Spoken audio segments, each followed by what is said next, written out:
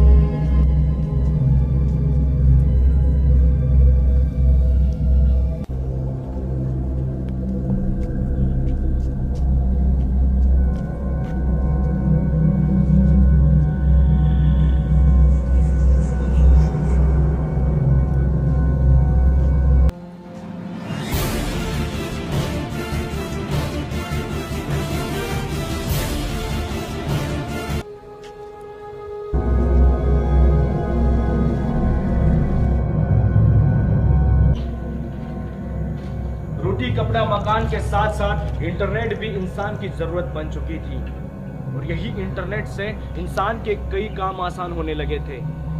जो कामों में कई दिन लग जाते थे वो काम अब घंटों में होने लगे थे और घंटों के काम मिनटों में होने लगे थे। एक जगह से दूसरी जगह संदेश पहुंचने लगे थे।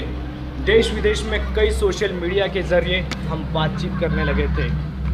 बहुत से काम इंटरनेट से आसान होने लगे थे और यही इंटरनेट एक दिन जरूरत के साथ साथ एक बुरी हैबिट बन जाएगी, इसने सोचा भी नहीं था।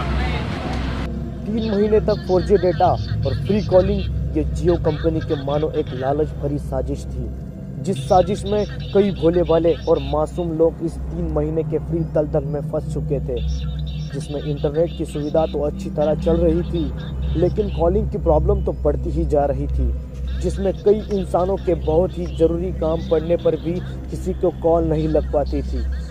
इसी दौरान इंसान के पास गुस्से के अलावा कुछ भी नहीं बचता और इंसान ऐसी कुछ हरकत कर बैठता है जो उसे नहीं करनी चाहिए। अब बोल वेस्ते वेस्ते तेरी माँ का नाका हट भाड़ा। जब रक्षक ही भक्षक बन जाए तो ऐसी केसों में पुलिस भी पता नहीं लगा पाती कि गलती आखिर किसकी है। इसमें कंपनी का दोष है या ग्राहक का। जिस जियो से फायदा होता था वही जियो एक दिन भयानक रूप ले लेगा, ये किसी ने सोचा भी नहीं था।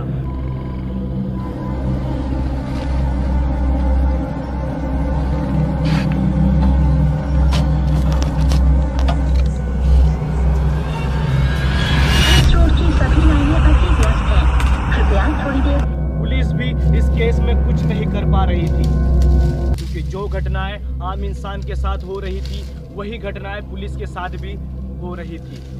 ऐसी केसों में आम इंसान के पास कुछ भी चारा नहीं बचता और ऐसे में जनदीप ने जो फैसला लिया वो था गांव छोड़ने का फैसला।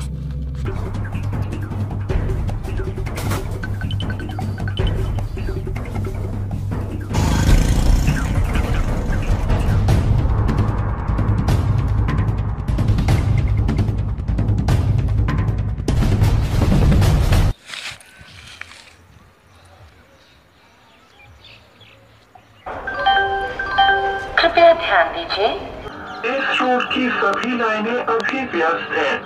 कृपया थोड़ी देर बाद प्रयास करें।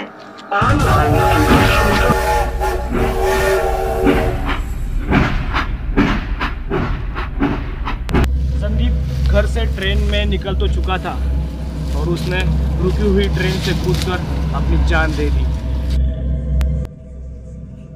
कुछ सालों बाद उसी संदीप का पुनर्जन्म हुआ और कई सालों बाद जब वो उस गांव में वापस आया तब उसे पता चला कि ये वही गांव है जिसके साथ वो हादसा हुआ था।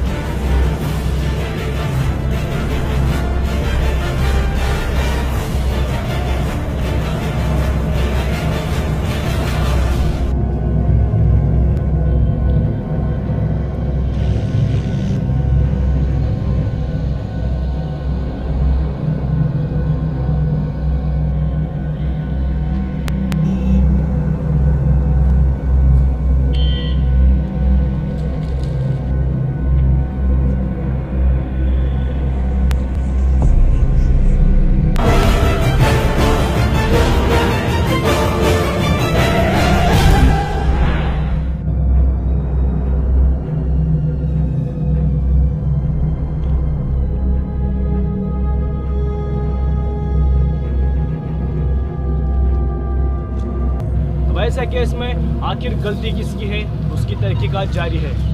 इसी विचार के साथ मैं विदा लेता हूँ सनूप मोनी। फिर मुलाकात होगी और एक चौंका देने वाले केस के साथ।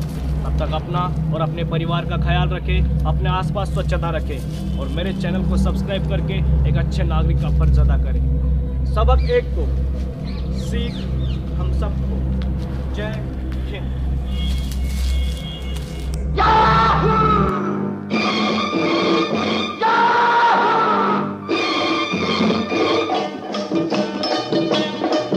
चाहे कोई मुझे जंगली कहे, कहने दो जी कहता रहे, हम प्यार के तूफानों में घिरे